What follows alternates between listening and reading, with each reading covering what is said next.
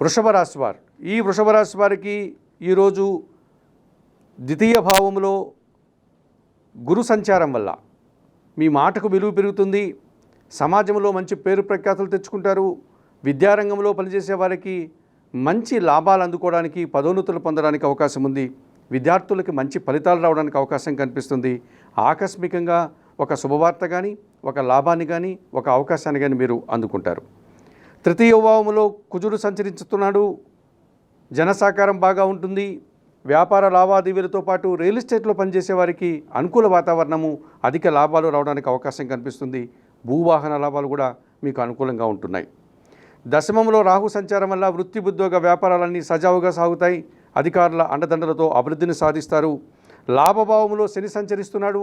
ఇంటా బయట కూడా పనివారి సహకారం బాగా ఉంటుంది. వ్యవసాయ రంగంలో పనిచేసే వారికి అధిక ఉత్పత్తులు, లాభాలు రావడానికి అవకాశం ఉంది. వృత్తి, ఉద్యోగ, వ్యాపారాల్లో మంచి అభివృద్ధిని, లాభాలను అందుకుంటారు. చతుర్థ భావంలో చంద్రకేతువులు సంచరిస్తున్నాడు. కుటుంబపరమైనటువంటి ఒక విషయం నిరాశని కలిగిస్తుంది.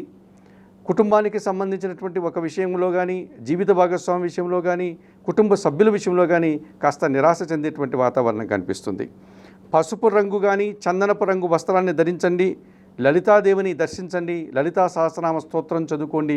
1 కేజీ బియ్యం మీ కుటుంబంలో పనిచేసే పనివారికి దానం చేయండి. ఈ రకంగా చేయడం వల్ల మీరు మరింతగా మంచి ఫలితాలను పొందగలుగుతారు.